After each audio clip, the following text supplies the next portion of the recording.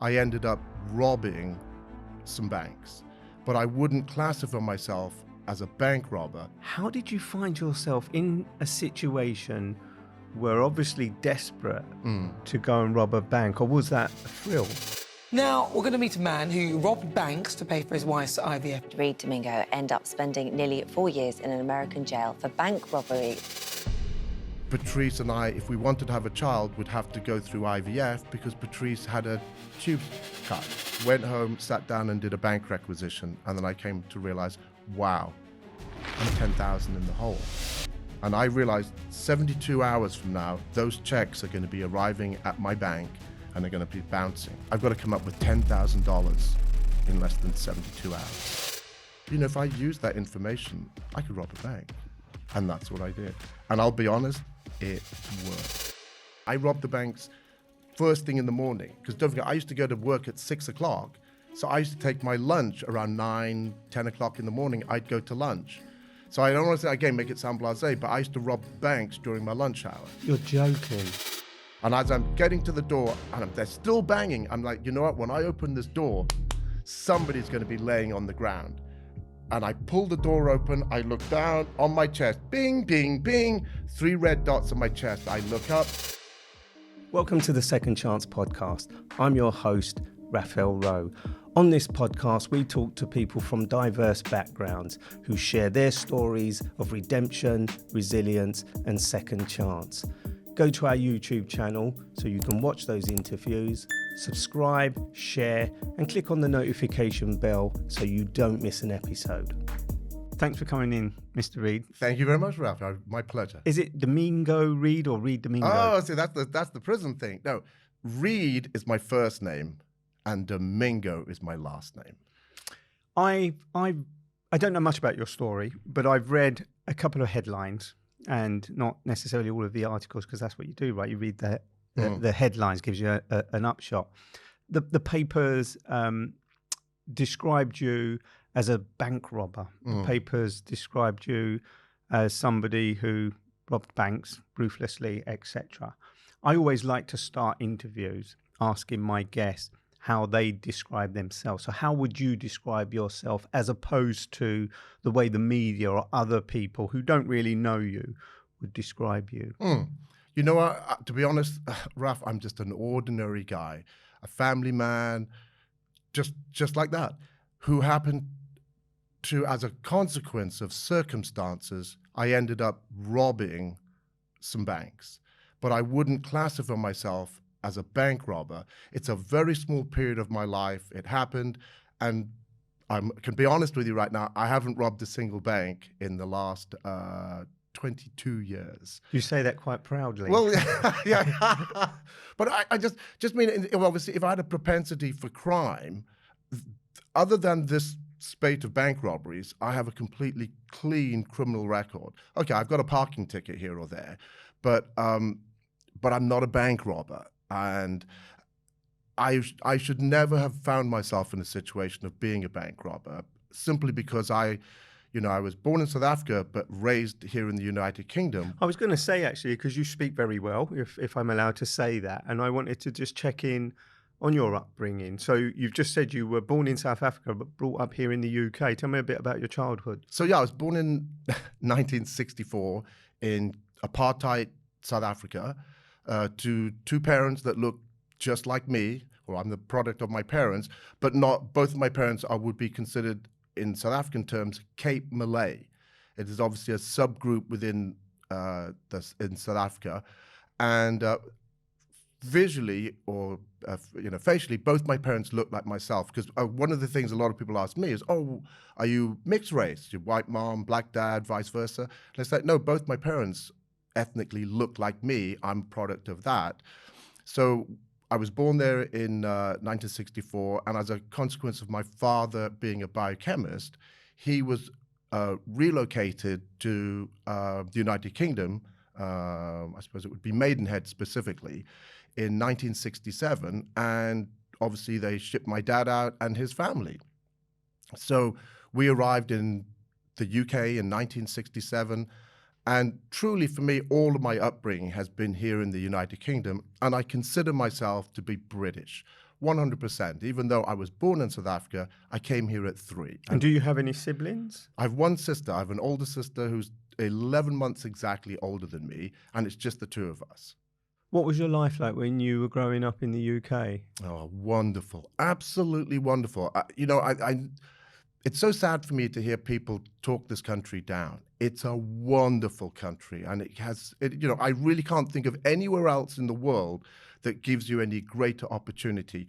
Possibly, I might still say the United States.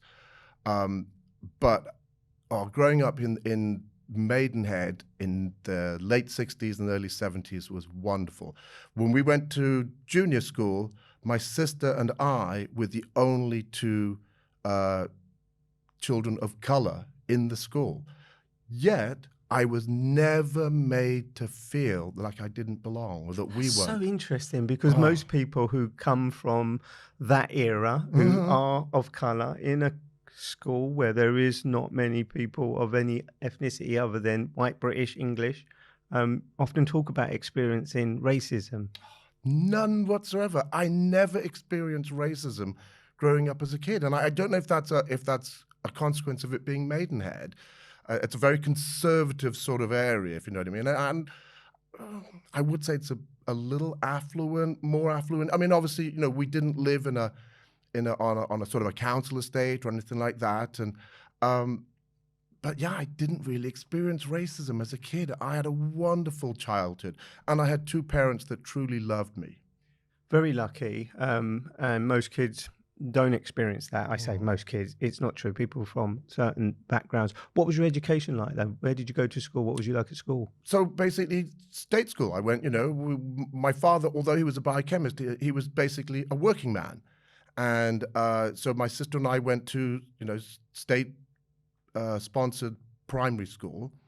And then right around the time I was 10, my sister was 11, we moved from Maidenhead in Berkshire to a little town called Abergavenny in South Wales. It was mainly to do with my father's business because he was looking to expand, and it was at a time when the coal industry was on the decline in South Wales. So they were very much trying to draw other businesses in to employ local people to substitute for the declining coal industry.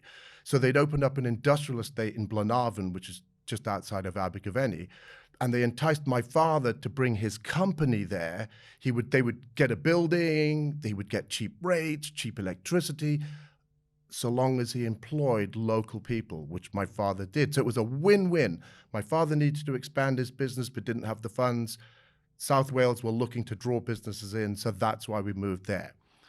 As a consequence, obviously, as time went along, I then enrolled in a comprehensive school with my sister. It was called King Henry VIII. And there, I believe, I'm going to have to say, I think there was another Indian couple, another Indian brother and sister at the comprehensive school. But we're talking about comprehensive school, 4 colored kids in the whole comprehensive school. Again, any racism? None whatsoever. It was wonderful. I can't answer that for you specifically. Is why did I not experience racism? But I'm just a very lucky individual, and I had a wonderful time going through there. And as my father's company became more successful, it also coincided with me just completing my O-levels. And it was at that point that my mother and my father were in a position to afford for me to go to boarding school. So there's an all-boys boarding school, part of the original charter of public schools. It's called Monmouth School for Boys on the River Wye. And even though it's only 17 miles from Abergavenny, my parents said, you're going to be a boarder. And although initially I thought, well, I could be a day boy, you can drive me in every day. Back and forth. I was so grateful because those 2 years that I was at Monmouth boarding school, Monmouth School for Boys, as a full-time boarder was some of the best years I've ever had in school. What was your aspirations then after school, leaving school? What did you want to become? I think my father sort of plotted that out for me. He was a biochemist, and, I am academically sort of competent, but it wasn't really what I wanted to do. So my father mapped out my future for me. I've got 10 O-levels, and then I went on and I did maths, chemistry, and biology at A-level, with the intention of studying biochemistry once I'd completed my A-levels. That was all done. I had an unconditional offer to read biochemistry at Bath, and about 2 weeks before I was supposed to start, I told my dad, I don't really want to do this. And my dad was not too happy, and he said, well, you're not sitting on your duff for a whole year. You got to do something. So I took another accelerated course and sat another 2 A-levels during that year off. So I now have 5 A-levels. And at the end, I was supposed to go do something, and I ended up pursuing a girlfriend that I had at the time, and I followed her to Portsmouth Polytechnic. Oh, you can see my dad was so chuffed with that. Oh, yeah. 10 O-levels, 5 A-levels. You know, I paid for you to have private education, and you're going to a polytechnic. And I don't mean to put dispersions on that, but obviously back in the, that would have been the early 80s, 82, I believe, was when I completed my A-levels. The aspiration was that you go to university. And I had an unconditional to read biochemistry at Bath. So my dad was not happy that I chose a polytechnic. It was pretty much, though at that time, that was considered maybe just one step above a adult college of further education. But obviously, I went there. It was mainly because of this girl. I was studying civil engineering. Again, I just picked it because she was going there. And I was looking at unfulfilled courses. And here was civil engineering. And I had a previous girlfriend, whose father was a civil engineer in Africa. And he lived in a palatial place. So I thought, I'll do that.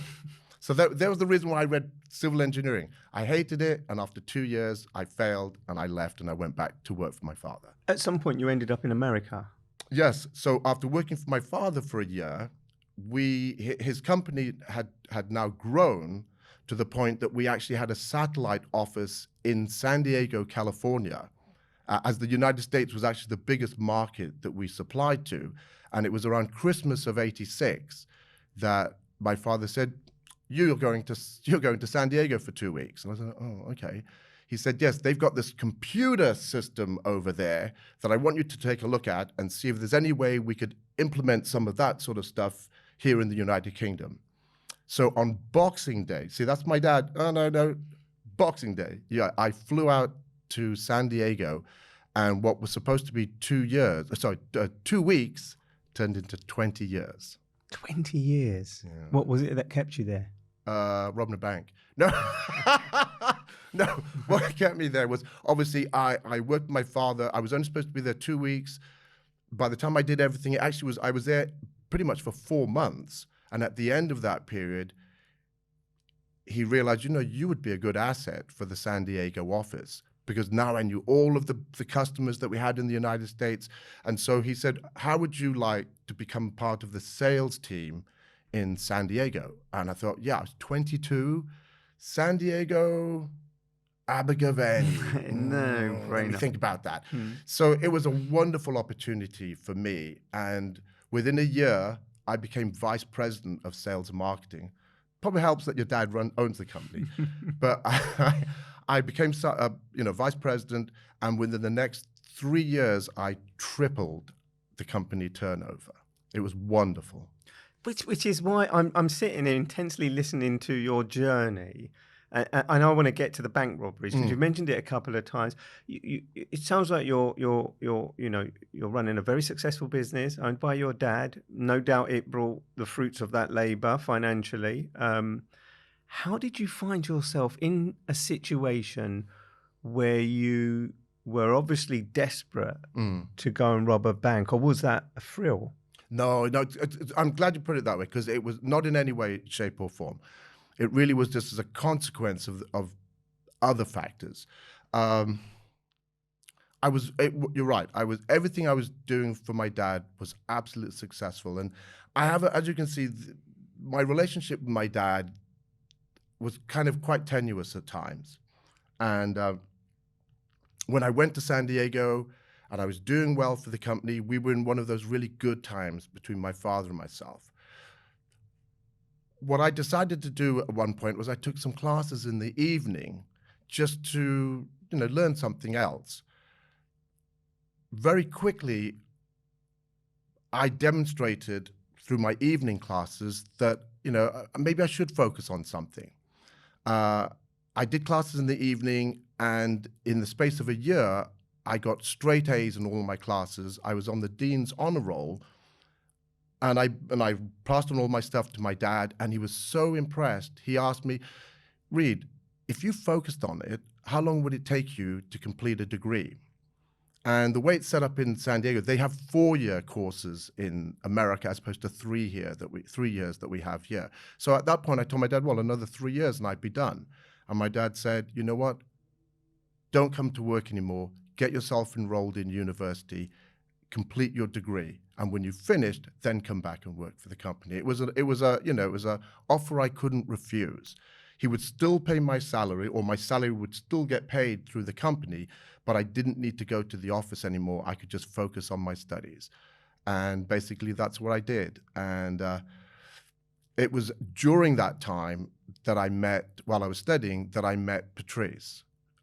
Patrice used to work at the gym that I used to train at, and she was my girlfriend at the time. It was her boss. Patrice was her boss. And my girlfriend, Trisha, used to babysit Patrice's 2 oldest children. And every now and again, I would obviously drop the kids back off for my girlfriend, do her a favor. But Patrice and I never really spoke. She was my girlfriend's boss. I respected that. She was a beautiful California blonde, married to a professional athlete, an ex-NFL player, living a wonderful life. And so that was about 87 I met Patrice. And then in 1990, when I was studying, circumstances came to be that Patrice and I started dating. She was going through a divorce at the time, and we started dating. About a year or so later, the divorce was finalized, and we decided, let's get married. And when we got married, I was still a young man. I was probably, 28, 29. The subject came up about having children. And at that point, obviously, we realized Patrice and I, if we wanted to have a child, would have to go through IVF because Patrice had a tube cut. And we did try to do a tubal reversal, but it didn't work. So the only option for us to conceive for Patrice was to go through IVF. At the time, it was considered experimental. It was still early 90s. And as a consequence, insurance companies would not pay for any of it. They considered it, one, experimental, and secondary, elective. It's your choice. This is not life-threatening. If you want to do that, it's your business. So as a consequence, none of the costs were covered under insurance. And I'm sure, as you're aware, the cost of medical procedures in the United States is astronomical. And there is no NHS. So you have to pay for everything. You have to pay for it yourself, either through your own medical insurance or just out of pocket. Had you not saved money from your working for your dad's company? Had you not made enough money that you had savings? And we did. And I think when we embarked upon this in 92, again, we were only having to basically circumvent the fact that she didn't have these fallopian tubes. We were both healthy, fit individuals. Patrice had already conceived and brought 3 pregnancies to full term. So they considered us to be prime candidates for IVF because all we were doing is just circumventing that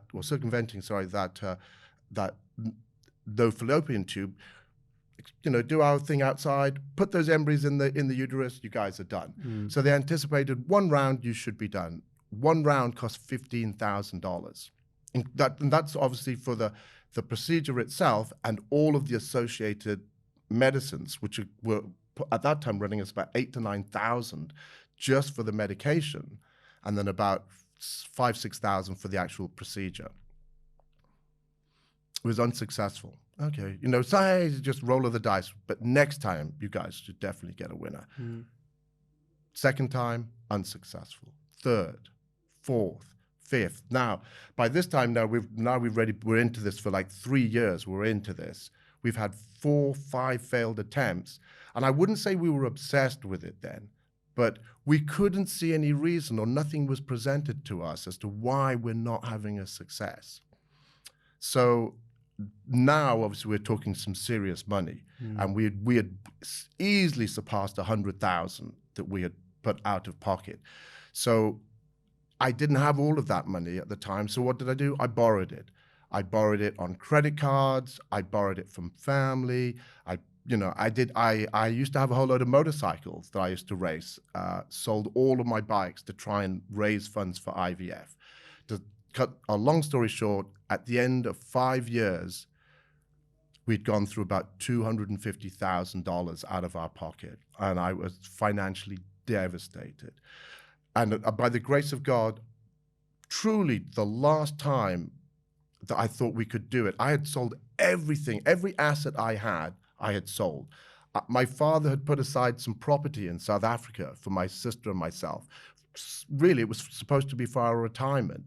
Coastal property in Cape Town, and I sold it.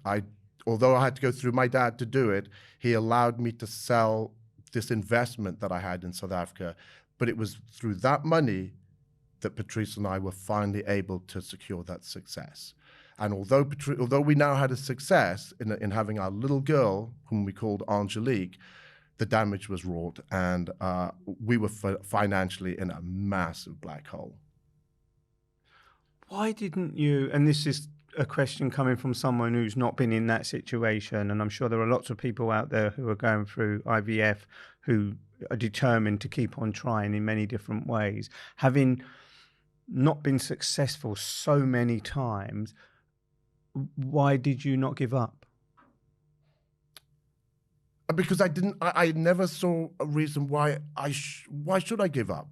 And it's a good question, because maybe if I had looked at it through a different prism previously, maybe we should have given up. Well, no, that's not how I'm framing it, because you now had a little girl out of it. So it's good. It's so good that you didn't.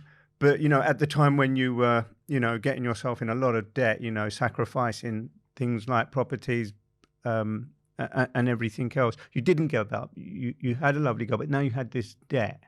And so now we had this debt, and I think things got compounded for me. So Patrice has just delivered our little girl. You'd think we'd be in that honeymoon period or whatever it would be associated with having a child, and that we should just be basking in the glow of finally being a family. Excuse me. Unfortunately, during those 5 years, every single time we started a new cycle, one of the things that the physicians did was they increased the hormonal medication that Patrice was on to try and stimulate her for more eggs, more eggs, more eggs. We got to a point that she was on a protocol that was the highest that any of these physicians had ever been on, ever put a patient on, to try and stimulate more eggs. Their assumption was that once Patrice got pregnant, the pregnancy would basically reset all of her hormones and everything should be fine. Well, unfortunately, that didn't happen. And within a couple of weeks of Patrice giving birth to Angelique, her whole body crashed. We didn't know why. Nobody knew why at the time. But the way it manifested itself was that Patrice felt so tired and so fatigued that she couldn't even get out of bed in the morning. And this is not the person that I met and married and had a child with.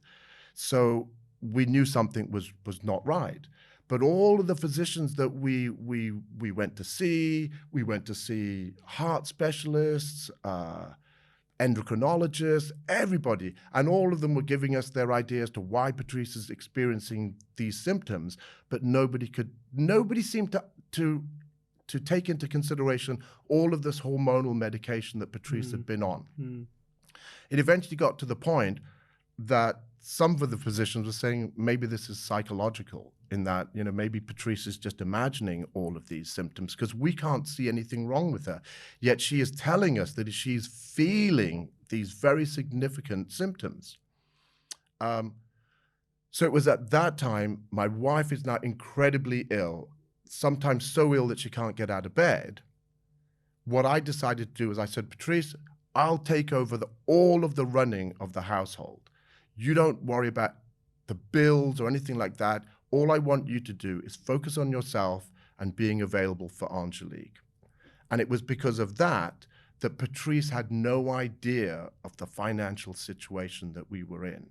And I was trying to raise money, trying to get, credit limits raised on my cards and things like that. I think we'd taken out a second, possibly taken out a third on our house. So we'd exhausted all of the equity in the house. I couldn't raise another blue bean, on credit. And by this time, I was working for another bank, writing software for a commercial bank. And it was every day. I was just, I was getting up at 5 o'clock in the morning to be at work for 6, so I could work early and be out by 3 to miss the traffic on both sides. This is Southern California. So, and then I'd come back, and my wife would not really be very well, and basically all of these pressures plus the financial thing that I was keeping away from Patrice, these were just building on me. And I'm going to be honest, I'm going to be an honest guy in the sense that it got to the point that in the evening, Patrice would want to go to bed around 9, 10 o'clock. And as I should have too. You know what? Let's go to bed. I got to be up early in the morning. But I didn't. I said, no, you go to bed. And I'd sit up and I'd just smoke weed and I'd watch TV and I would just basically try to numb myself to the point that I was going to just pass out. I'd go to bed about 12, 1 o'clock in the morning, and I'd be up by 5 to get to work for 6. There's only so long that you can maintain that sort of thing. And it wasn't healthy for me. And then one day in 2000, I did the bank rec. I paid all the bills. It was May. I wrote all the bills. That was the time we still wrote checks, put them into envelopes and mailed them. I did all of that, threw them in the mailbox, went home, sat down and did a bank requisition. And then I came to realize, wow, I'm 10,000 in the hole. And I realized 72 hours from now, those checks are going to be arriving at my bank and they're going to be bouncing. I've got to come up with $10,000 in less than 72 hours. And it was at that point that I remembered some training that I happened to have when I was working at the bank. And what was that training? What do you do in the event of a bank robbery?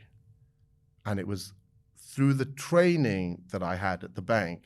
And maybe I don't want to go into it too specifically here, because it was information that I learned through that training that inspired me to think, wow, if I use that information, I could rob a bank. And that's what I did. And I'll be honest, it worked. It worked. I basically, so I went in and obviously, as crazy as it was, I knew if I followed these parameters, you could successfully rob a bank. And I went in, I applied them, and I walked out of there with the money. So there is a way of doing it, but as I said, maybe it wouldn't be appropriate for me to outline what it is, because I do not want to give anybody any ideas. It was not a good idea. Of course not. But can you share with me what you did?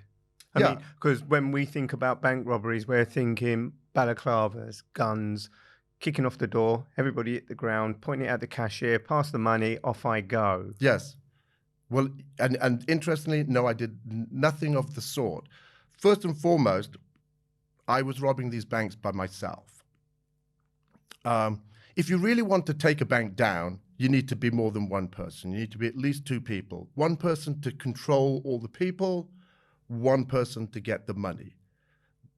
By yourself, you can't be in 2 places at once. That's if you go in through the front door as a traditional, I say traditional, but this kind of portrayed bank robber. What was your method? So basically, still went in through the front door, because people think, oh, if I worked for a bank, did you do, and I was a software programmer for a bank, did you do like that office space thing and take a little bit from every account, every transaction, a fraction of a penny, but when you multiply that over the millions of transactions that occur in a bank in a day, those fractions of a penny add up. No, I did it old style. I walked in through the front door. However, I knew that you don't have to cause a scene. So not making a scene is a big thing. And I suppose this I can tell you because it is part of the information that's out there. When I went into the bank, I obviously dealt with a teller. And I have a very distinct British accent. So I realized you really should not communicate with the teller because she'll be able to identify you're British. So I basically printed out my instructions on a little postcard-sized piece of paper that I actually laminated. So I just handed it to the teller, and he or she, invariably actually they were all female, she would read it and follow my instructions. If you want, I can tell you exactly what was on that. Yeah, tell me. So it said this: stay calm, we are not joking. Follow these instructions and everything is okay. Put $10,000 in the bag. Use hundreds, 50s, and 20s. The next 4 lines were each underlined. No fake money, no die packs, no alarms, no tricks. Stay calm, do it now. That was it. That was the extent of my interaction with the teller. And we're talking about a teller who's working behind a counter that doesn't have the level of security that you would find in banks today? Absolutely. That is the key point. And I mean, I think we've both seen some banks, you are interacting with the teller through purse bags. And if obviously something like this occurs, the teller has the ability to press a button, whatever, and immediately shutters come down, screen goes up, the bank's basically shut. So you're absolutely right, Raf. The banks that I was targeting at that time, I specifically chose because they did not have any type of barrier between you and the teller. And what about your persona as you were handing over this note that you just shared? Did you have a weapon? What was it that made the teller, the cashier, comply? What was they scared of? What would they have been scared of? You know what? It's a good question. Invariably, I just wore a baseball cap and some reflective sunglasses. I used a bit of an MO in the sense that when I entered the bank, I carried a motorcycle helmet and I wore motorcycle gloves. The gloves were obviously so that I didn't leave any fingerprints. The motorcycle helmet was to throw off the bank and law enforcement, because the inference, if I'm carrying a motorcycle helmet, That's your escape. that's what you think I came on a motorcycle. Did you disguise your appearance? Yeah, when I was working at a bank, I was wearing shirt, tie, slacks. I would just change into sweatshirt, jeans, baseball cap, reflective sunglasses. So no real disguise other than you hid behind, and you didn't have a weapon. You didn't use a weapon, point a gun or a weapon at the cashier. I did. I had a semi-automatic, a 45 caliber semi-automatic. However, I knew that you did not need the weapon to rob the bank. And in all honesty, Raf, I had the weapon because it was for if I came out of the bank and the police were there waiting for me, it was my intention that I would not see the rest of that day. Really? And that's what I had the gun for. And that was because the situation I was in at the time, I was so unhappy and so distraught and desperate. I was at that point where I really didn't care if I lived anymore. This might be an awkward question, but how did it feel? And awkward only in the sense I'm asking because I think it's interesting. How did it feel the first time you did this? And I appreciate you saying what you just said in terms of you were in such a desperate situation and what was going on back at home. But how did it feel doing it during that very first time? Because I can imagine how scared you must have been, let alone the cashier. And then after, when you were successful the first time. You're absolutely right. Truthfully, when I was standing there, my heart was beating faster than the teller's. One, as you could see, my presentation when I came in to the teller was not aggressive. It wasn't a case of everybody get on the ground, shooting off guns, terrorizing the teller. When I came up to the window or where her counter was, she greeted me. Oh, welcome to Washington Mutual. I would just slide the note to her and say nothing. I never spoke to the teller. The teller would obviously read the note, understand what my note entailed, but because of the training that the teller you had knew had, how they would respond. I knew that the teller knew this is what I have to do. In fact, I have been through this exact scenario before. And just to be clear to anybody listening to this, it will not work in real life today, right? So don't it's take a any different world suggestions. now. It's You're a absolutely different right. world. Thank you, Raf. It's a different world. The first time you did it, the cashier responded by giving you the money you asked for. Yes. You've now got the money. Yes. You've got to turn around and walk out of that place. Mm. There were people probably standing in the queue behind you or waiting to be served who had no idea what was going on. They probably thought a normal transaction was going on. Absolutely. But then you had to cross the floor in the bank and walk outside the door. Tell me a little bit about that. You know, in that very first bank, there was security in the bank, but it was an old boy. It was an older gentleman. I'd probably guess maybe in his 70s, you know, press shirt, slacks, nice belt, had a badge and everything. What he did not have, though, was a gun. But what I do remember, when I first came into the bank, it was 9:30 in the morning. I robbed the banks first thing in the morning, because don't forget, I used to go to work at 6 o'clock. So I used to take my lunch around 9, 10 o'clock in the morning. I'd go to lunch. So I don't want to say, again, make it sound blasé, but I used to rob banks during my lunch hour. You're joking. Yeah. And it got to a point where when I was doing this, that I would write up my thing, oh yeah, go rob a bank. And then in my mind, I would say, oh yeah, and make sure you leave enough time thereafter to get to Burger King so you can pick up a burger and fries for you when you're back. It was bizarre, but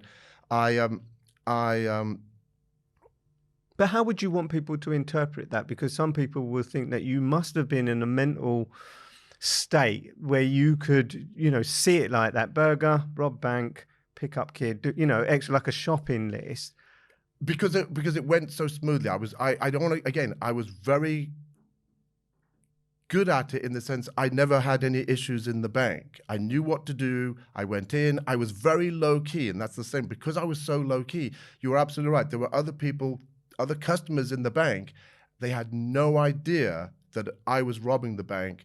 And when I left, obviously her counter was closed, but I never made a fuss in the bank to draw attention to myself. Because it went so smoothly that first time, and obviously you are just going back a little bit. When I left the bank, my heart was beating. I was having to tell myself, do not run. I wanted to run back to my car so quickly, but I knew, don't run. If you see somebody running, just naturally your curiosity is, why are you running? If you're not in jogging shorts and a tank top, your question is, why is that person running? Are they running to catch a bus? Are they running for some reason? Why are they running? Mm-hmm. So that was the reason why I said, do not run, because that draws attention to you.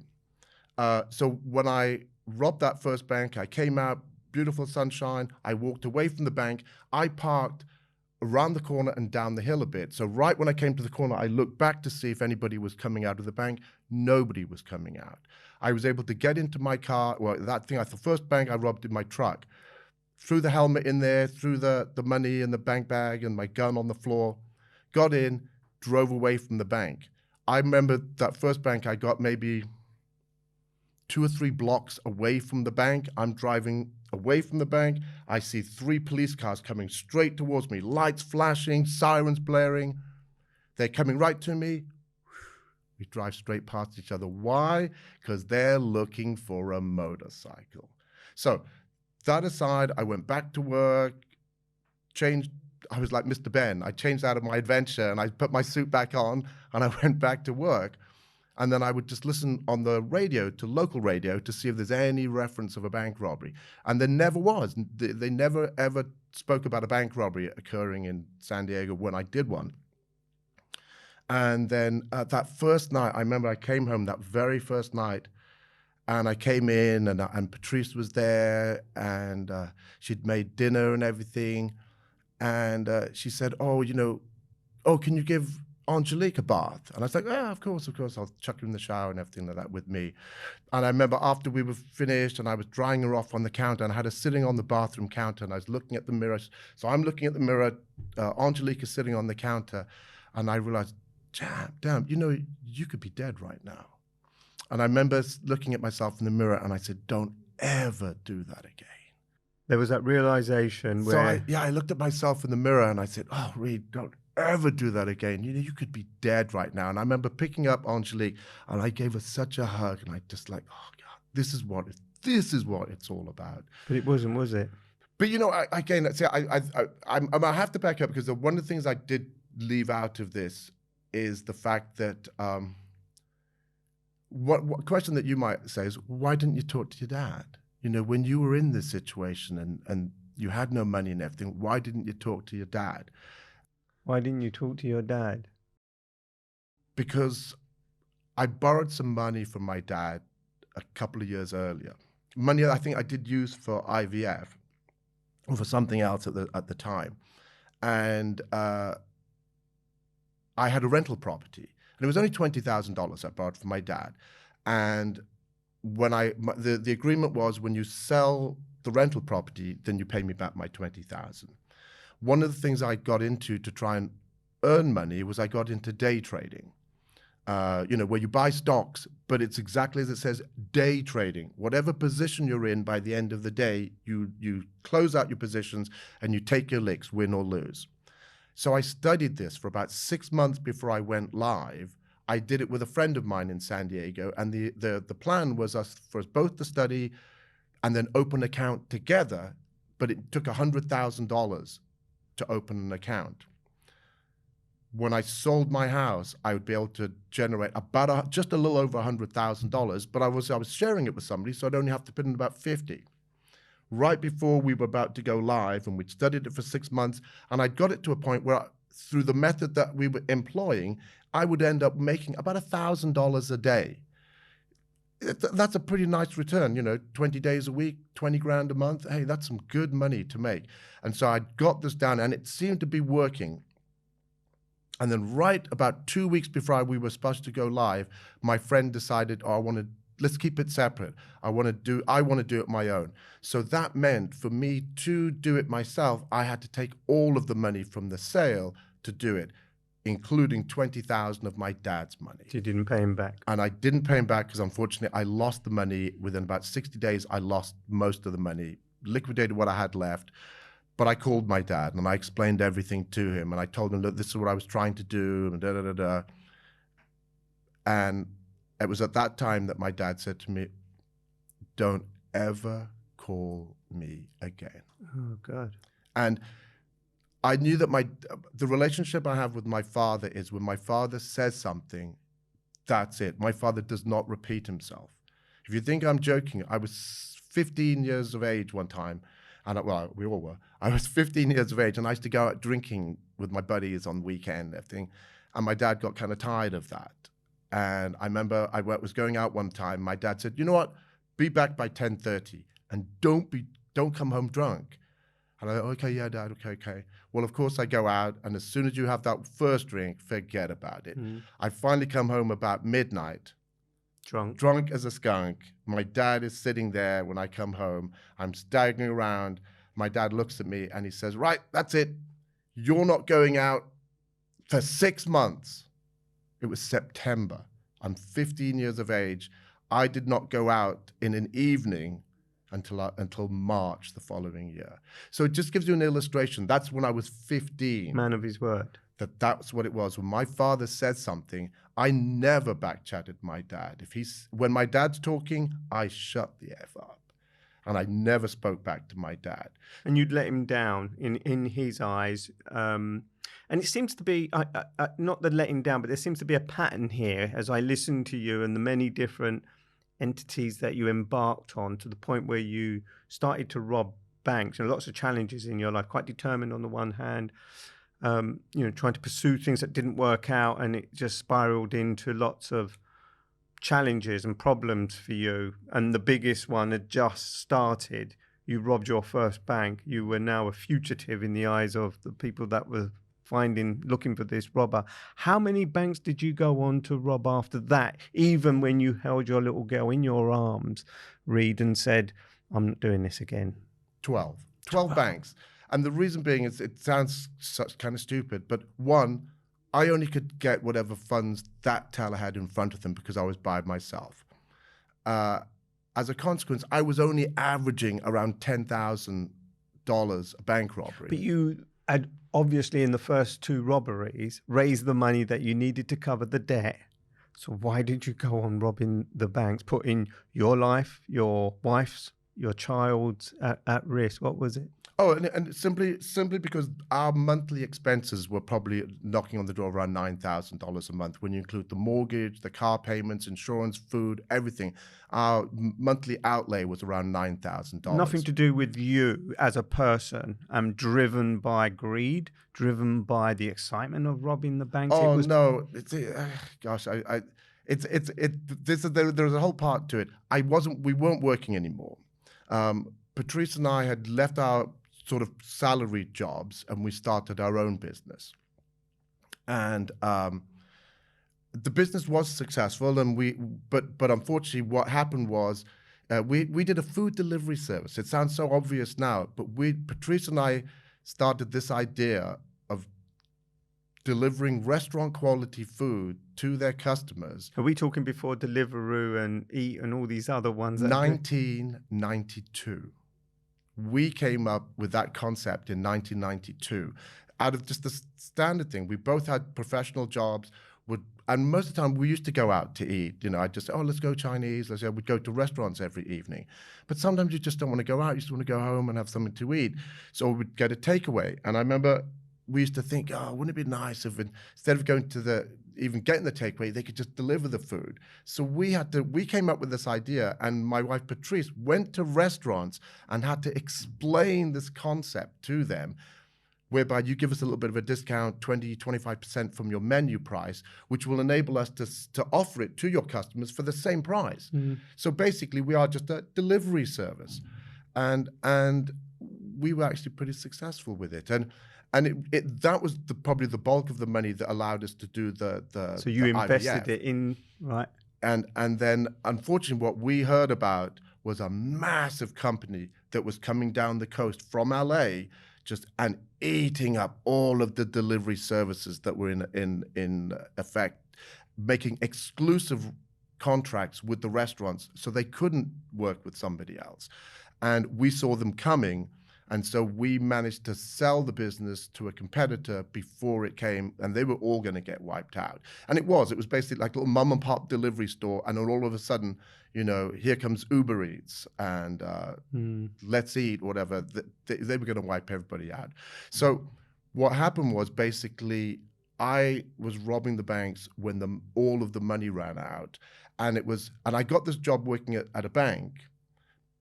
But put it this way, my salary at the bank, my take-home salary every month didn't cover the mortgage. Obvious question, well, why didn't you sell your house then? Because the market was depressed, and because of the second and third that I'd taken out on the house, we wouldn't be able to sell the house and cover any of the obligations that we had. What I'm curious about is bank robbery is quite a risky thing to do, quite a brave thing to do, because of the consequences, being shot by a security guard, by the police. And as you said, you weren't prepared to give yourself up if it did sort of spiral to the point where you were about to be caught. But it doesn't strike me, based on what you said in terms of your childhood, your education, your entrepreneurial skills and your abilities, that you were criminally minded at all. Yet you were doing probably one of the most criminal acts that there was at the time. I know this is going to sound strange. It's like I didn't consider myself to be a bank robber. Because of what I was doing and the way that I robbed the bank, I really, truly, I'm going to laugh, I considered myself to be like a mystery shopper, seeing whether the bank employees are adhering to the policies and things that you were taught. Would that have been your defense had you been caught?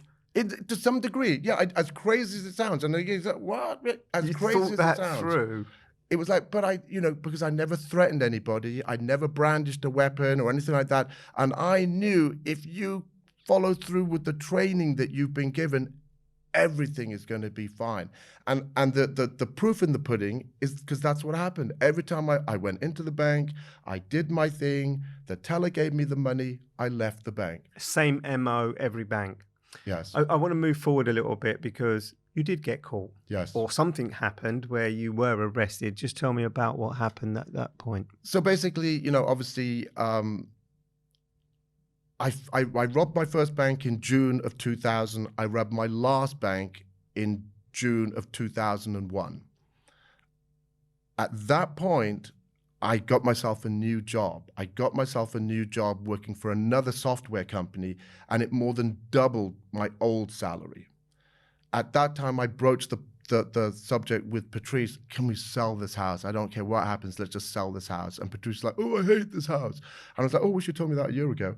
So basically, we put the house up on the market for sale. At that exact same time, the FBI realized what happened to this motorcycle bandit. He was robbing a bank every single month. And now he hasn't robbed a bank now in almost 9 months. So they were considering what happened to this guy. He's either moved out of state, he's in prison already or in jail for some other crime, or he's dead. So what they did was they took the best picture they had of me and sent it to every financial institution in San Diego and LA County, thousands of banks. And it was a teller at my personal bank that I'd been banking at for over 15 years. She saw the picture in the break room, FBI wanted, saw the picture of me, and she made a joke. And she goes, oh my God, that looks like Reed. And everybody laughed because, oh, you mean the British guy, that really personable British guy with that lovely accent? Yeah. Everybody laughed, went back to work, thought nothing more of it. There was a new supervisor at the bank, and she took it upon herself to call the FBI. And they asked her, what's his name? And as a consequence of the FBI knowing my name, they subpoenaed all of my bank records. I probably banked over 3 or 4 different banks and had about 6 bank accounts. And what the FBI was able to see was that there would be a bank robbery, and then over these 6 bank accounts, little deposits going in all of these bank accounts. That added up to the amount that was taken. Or not necessarily, but just they could see a pattern. Then everything's sort of relatively quiet on my bank. There's a bank robbery then, all of these little deposits. And that was enough for them to say, we need to look into this. And then obviously they knew my address, they were tapping our telephone, they were even surveilling us. I used to teach classes on a Friday morning and exercise classes at a gym. And they got memberships at the gym and came and took my exercise class. And when they saw that our house was on the market, an FBI agent, 2 FBI agents, posed as husband and wife, came and got a viewing of our house. One of the things is also a schematic of the house. So they know exactly the layout of the house. It was a beautiful house that we had at the time, 6-car garage, everything was beautiful. So they were adding all these bits together now and realizing, this could be our guy. What really forced their hand was when they realized, if he goes back to England,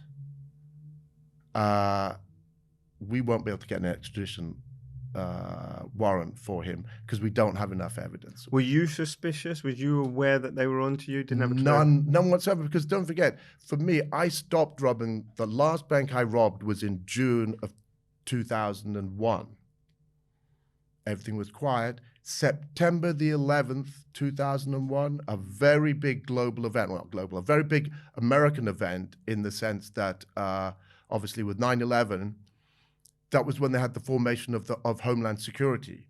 And as such, one of the statements was, we are putting so many resources into Homeland Security that unless there is some violence or something that would warrant FBI investigation, if it's a crime that didn't involve any violence or anything like that, it's basically going to be put on the back burner. Tell me about the day they arrested you. It was about 5:30 in the morning, June the 3rd, 2002. Remember it well. I was lying in bed and the sun was already up, 5:30 in the morning, and I was thinking about what I needed to do that day. I was lying in bed. Patrice was fast asleep. The sun was coming in through the bedroom window. All of a sudden, I'm just hearing bam, bam, bam, bam, bam, bam, bam, bam, bam on the front door. And it's like, whoa. We lived in a private community. We had a private drive that came up to our house. There was no reason for anybody to be knocking on my front door. But you knew who it was. No, I didn't. I had no idea who it was. Right. So I thought, who's doing that? And again, why are you knocking so intently? That's kind of rude. Had you not in that time thought that they were searching for you? Had you never contemplated being caught? Had you thought you got away with it? I think, especially after the 9/11 thing, and they made this announcement about not categorizing non-violent crimes very highly. By this time, obviously, we're talking 4 months since the last time I robbed a bank. Not that I got blasé about it, but I thought if you're going to catch me, you would have caught me by now. And so the more time that's passing, the more I feel you're not going to come and get me. So bam, bam, bam. I get out of bed. Patrice is stirring. I said, don't worry, sweetheart. I got it. I go out through the bedroom, and I'm walking now through the house. It's a beautiful. We had what was called a great room. It was massive, and the one side of the house was all glass, and we had a 360-degree view, ocean view, everything like that. I'm walking towards the front door, double doors, and as I'm getting to the door, and they're still banging, I'm like, you know what? When I open this door, somebody's going to be laying on the ground. And I pull the door open. I look down on my chest. Bing, bing, bing. 3 red dots on my chest. I look up. 3 FBI agents standing there. 1 shotgun, 2 handguns. Well, one was a rifle. Anyway, these dots are on me, and it's FBI. Get on the ground. Oh, okay. Yeah, so somebody was on the ground. Yeah, it was me. So I lay on the ground, and I get that obligatory knee on the back of the neck, bring my arms back, hook me up. If you comply, you're in that position 5 to 10 seconds. I knew. You comply. What am I going to do? Why am I going to fight with the FBI here? So I'm on the ground, knee on the neck, hook me up, bring me to my feet. That's when they say, are you Reed Domingo? Yes. Boom. As soon as I said yes, then they walked me back into the house, sat me on the couch, and at that moment, about 15 FBI agents came flying in through the front door. Some went left, some went right, some went towards the garage, because they knew where they were going, because they'd got a schematic of my house. They'd been there. So I'm sitting on the couch, handcuffed, and FBI everywhere. I'm hearing shouts of clear, clear, clear. Next thing I know, I see Patrice's eldest son, who happened to be living with us at that time. He was about 19 at the time. They trot him out. He's out. He's all blurry, just in his boxes, handcuffed. They put him on the other end of the couch. So he's sitting on one end, I'm on the other. FBI agent standing between us, all blacked out. There's a MP5, a semi-automatic, or actually a fully automatic handgun, rifle. Morgan's sitting there. I'm sitting on the thing. The FBI's everywhere. So it's a funny thing, yeah. So I look over to Morgan. He's sitting there, and I said, Morgan, do you know what's going on? And he goes, no. And I said, do you have any videos outstanding from Blockbuster? And he goes, no, I don't think so. And I'm like, I said, Morgan, don't worry about it. And I told him, Morgan, I know what it's about. Just relax and let them do their thing. And this is the first time that anyone other than the FBI who were tracking you knew that Reed Domingo had been involved in bank robberies? Because I'm imagining that it was your secret. No one knew. No, I never told anybody. Anyone. Patrice didn't know. Patrice didn't know. Nobody knew. So this was something that you were living with. Yes. By yourself. None of your friends, mates? Oh, yeah, I had 2 best friends. I had 2 best friends when I was living in there that I met when I first went there in 1986. These were the first 2 people I met, James and Tony. They knew what you were doing? Well, let me see. You tell me if you would have told them. James was a sergeant in the San Diego Police Department. No. Tony, best man at my wedding, special agent in charge of the DEA. No. What happened to you, Reed? Because you're arrested, that ordeal, Patrice finds out, your stepchildren, your daughter may be too young at this point to understand. You went to prison from that moment until... Yes, till 2002, I got released. So I was in prison basically, 2005. What am I? I got arrested in 2002. So basically, I got arrested. I was in federal detention. Obviously, at that time, they had connected me with 5 of the bank robberies, because in the first 5, I used that motorcycle MO. That's where I got the moniker, the Motorcycle Bandit. But once I saw that they kept referring to me as the Motorcycle Bandit, I decided, you better drop the motorcycle MO, because there's your calling card right there. So I robbed the first 5 banks that way, and the successive 7 banks, I didn't bother. I just came in, baseball cap and glasses. So the FBI basically came to me with these 5 bank robberies, 20 years per bank, 100 years for you, fella. Like, damn. So obviously, they had no desire to really take this to trial and everything, because it would cost them a fortune to put together a case for every single bank. So my attorney, that my father paid for, again, as soon as he heard about my predicament, didn't blink, told Patrice, go out and find the best attorney you can find for Reed.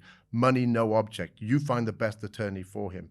Patrice secured a guy out of Las Vegas who was very much familiar with dealing with mob cases. So at that high level, high level felony, this is bank robbery. So my attorney basically met with the federal prosecutors, and they said, if Mr. Domingo pleads guilty, instead of 100 years, we will ask for 10 years. So that was the deal that they came to me with. Obviously, when he broached that with me, I realized, gosh, okay, 10 years. I worked out that by the time I'd be released, my little girl would be a teenager. And I said, oh, gosh, do you think you could get me a better deal? And he said, well, yeah, I'm telling you right now, they don't want to take this to trial. So they are motivated for you to take a deal. So I said, well, can you get them to come down? He said, yeah, maybe we get 9 years or 8.5 or something like that. And I was like, no, she'd still be just about a teenager then. Now, obviously, I knew I robbed 12 banks. And so I said to my attorney, do you think they'd be interested in some other banks that they're unaware of right now? And my attorney, a Vegas guy, quite a salty dude, goes, yeah. He goes, they're a business. They're a business. And he described it in the form of like they're a business with a P&L. And one of the lines on the P&L would say, bank robberies solved. And he said, what do you think they want to see in that box? Do they want to see 5 in that box or 12? And I was like, oh, I see your point. So I explained all of the other 7 banks to him. And he said, okay, I will go and present this to the federal prosecutors. But before I leave, what's the maximum that you will do? And I said, 5 years. He said, okay, I'll go. 2 days later, Domingo, attorney. I had my attorney visit, and he goes, yeah, they want a deal. 5 years. 5 years. 12 robberies. Yeah. Honestly, Raf, it was not such a big thing for me. And you know why? Because I went to boarding school. And I'm not trying to sound flippant. I know what you mean. But you know what I mean in the sense of the structure of it. You're told when to get up. You're told when to eat. You're told, and obviously this is, at least in the federal system, nobody's sitting around in the daytime drinking tea, playing pool, watching TV. Everybody in the federal correctional system has a job. Everybody works every day. And obviously, when I was in boarding school in the daytime, I went to lessons. In federal prison, you have a job. It's also another federal mandate that if you haven't graduated high school, there's a fully functioning school within the federal compound. Staffed by regular teachers, qualified teachers, I was a teacher's assistant. So I was Mr. Johnson's teaching assistant, and I assisted him with the inmates. So I taught 3 classes a day, 3 in the afternoon and 3 in the evening. And that was my job. So I was a teaching assistant. So you didn't encounter any of the horror stories that you hear coming out of various American prisons? That wasn't your prison experience? No, and I'll be honest with you, that's the movie version. I think it's the movie version. Because first and foremost, and I think this has to be stated, American prison guards did not abuse the prison population. And in some ways, it kind of makes sense, and you could kind of understand this. What are those prison guards? They're normal people. This happens to just be my job. If you think I want to come and fight with you donkeys for 8 hours every day, no, I do not. I just want to come in, do my job, go home to be with my family. Safe and sound, yeah. So because of that, you didn't have an issue with, you're never being abused by the guards or anything like that. But equally, they want to make sure that everything is running smoothly. And even though the place is packed with guys that don't seem to necessarily conform to rules and things like that, everybody wants a quiet life. Yeah. Because in the federal system, if you F up, you F it up for everybody. Right. And that is the rule under which everybody lives. I'm not going to get into trouble or start trouble, because if I do, it's going to have an impact on everybody else. We'll all be on lockdown, things like that. So what was really interesting from that is you didn't have like gangs that would go around and terrorize other inmates, steal from them. Nobody got raped. I never saw anybody get raped because why? You didn't need to. If you wanted to have sex with somebody, there were plenty of people that would want to have sex in exchange for something, a pair of trainers, buy me this, buy me that. So I was never felt like I had to watch myself because these guys were going to come and get me. It was not like Shawshank Redemption or anything like that. But how did it make you reflect about Reed? What did it teach you about yourself? Because whatever you do in prison, plenty of time behind the cell door where you sometimes use that time to think about who you are, what's going to happen next, because Patricia's outside, your little girl's outside, and we don't have much more time, but I'm really interested to know what you learned about yourself and whether it made any difference to who you become when you were released. Absolutely. You know what? I found myself. I'll be honest. I really did find myself. It was the first place that I realized, it's all about you. They didn't give a crap as to who you were on the other side of that fence. I was this, I was that, I was a captain of industry, I was a millionaire. They could not care less. It's the person standing right here. So, and that's where I realized, Reed, you have something. I have an ability. And through being a teaching assistant, I did such a good job that after 6 months, and I'm not trying to toot my own horn, but again, they've got budgetary constraints. They have more inmates that need to be educated than they have a budget to employ qualified teachers.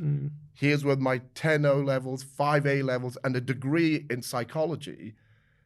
I had such a rapport with the inmates that they said, would you be interested in running your own class? It would now, instead of having 3 teachers, we'll now have 4, because one of the teachers will be you. I said, yeah, of course I'll do that. Why not? So I had my own class. I ran the class. And the weird thing is, Raf, I ran it just like boarding school. All the guys who've been there, when I'm ready to start the class, I would just say, all right, let's go. And when I said that, everybody shut up. And they listened to me while I explained what we're going to do for the day. There would be about 10, 15 minutes that we would do a sort of a joint exercise, and then I'd let everybody basically get on with their work at where they're at. And I would write little word problems on the board, like Susie Goodsnatch needs to catch a bus, needs to get to work. She's going to take the bus and walk and then bicycle and everything. And I'd put the little bits together and say, how long does it take her to get to work? And the guys would look, and we'd all work together as a class. And that's where I got the name Mr. Reed, because my name is Reed Domingo. But because of the high Hispanic population in the prison, a lot of the guys were called Domingo Sanchez, Domingo Gutierrez, and everything. So they thought, oh, Domingo, Conde way, and everything. Like, no, I'm British. So it was that they called, and they thought Reed was my last name, so they called me Mr. Reed. Okay. And as much as I said, no, it's just Reed, I'm just Reed like everybody else, they said, no, you're a teacher. You deserve respect, and that's what I learned. So, to encapsulate that, it taught me to believe in myself. I became Mr. Reed. And I suddenly realized, Reed, you have something. You have a rapport. And it was the first time in my life that I actually believed in myself and really felt that I could achieve anything I wanted. What become of your wife and daughter? Did they support you during that time? I mean, it must have come as a great shock to her. Well, yes. So Angelique was only 4 years of age when I was in prison. And we decided between Patrice and myself that we wouldn't tell Angelique. So we didn't. We told Angelique I worked on a ship. She was 4 years of age. 4-year-old children will believe anything their parents tell them. So when they used to come and visit me every 3 months or so, because of where it was, and it was right there on the sea, and you'd see the big container ships sail by, Angelique thought I worked on a ship. This might sound crazy. So that whole time we never told Angelique. And at the end, when I got deported back to England, we told Angelique that I got a job in England. And obviously she came out to join me in England, so that made everything seem for real. We never told Angelique that I went to prison. Until? 6 months ago. 6 months ago? 6 months ago. January 2023, I told my 24-year-old daughter what happened to her daddy 21 years ago. And why did you tell her 6 months ago? Because I needed to start, I decided to do a podcast called Time with Mr. Reed to address an injustice that I was dealt by from the US government. I asked for a waiver to be able to go back to live in America with Patrice and Angelique. And the US government said, fine, you have a clean criminal record for 15 years and we will consider you to be rehabilitated. I gave them 17 years and they said no. So it was at that moment that I said, screw it then. We need to address this another way. I'd exhausted everything through the prison sort of system and immigration, so to speak.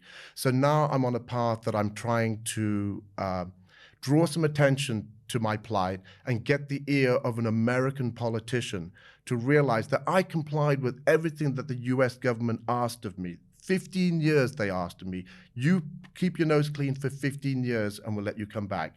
And they didn't. So now I need somebody in American politics to basically do this for me. And my final question is, why do you believe you deserve that second chance of being able to live in America, a country where you robbed banks and they deemed you a criminal that they deported you from? Why do you believe you deserve that second chance? Because exactly that. I think everybody deserves a second chance. And I feel that I have demonstrated with 17 years of my life showing that I've been dedicated to this desire of getting back to my family. I've supported my family this entire time, and they still live in America right now, and I understand that. I understand how that is. Patrice was here for a while, but it didn't really resonate with her. She'd lived in California her entire life, and suddenly coming to England, there's a big difference between England and California. But I deserve the second chance because I did everything that the government asked me. And yes, I did something wrong, but equally, I went to prison. I paid my debt to society for that. And justifiably, I went to prison. I will never infer that I shouldn't have gone. I broke the law. I deserve to go to prison. Because I pled guilty and I assisted in my own prosecution, I was afforded that leniency of instead of 100 years, I only ended up serving just a little over 3.5 years because of good time and everything like that. Plus, I should mention this, the federal judge who sentenced me also acknowledged the fact that I had really helped in my own prosecution, and instead of 5 years, dropped a year off and only sentenced me to 4 years, which netted out to be 3.5 with good time and everything. So it is about a second chance. And I realized I did something wrong, but I went to prison. I lost my freedom and a lot besides, and I'm not whining, I deserve to do that. But that's done now. Should we all be judged for one thing that happened in our life? It wasn't a good thing, but that was 2002. Here it's 2023. In the succeeding 21 years, have I not done sufficient to warrant getting that second chance? Really, to me, it really is simple as that. I'm not a danger to anybody. I truly am not. Even when I was committing those crimes, I purposely made sure that I did that in such a way that it didn't traumatize anybody. I don't believe there should be anybody out there that is dealing with anything as a consequence of my actions, other than me, of course. No, and it did.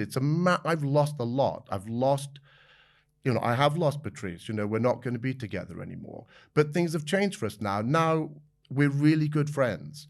And, and I have a daughter. My daughter has recently just got engaged. And in fact, she's going to be getting married in 4 months. And for their honeymoon, I'm going to have my daughter and her new husband come and spend their honeymoon here in the United Kingdom. But you'll never be able to go and visit her because of this restriction. At this moment, and I do realize this, where things are right now, I am not able to re-enter the United States.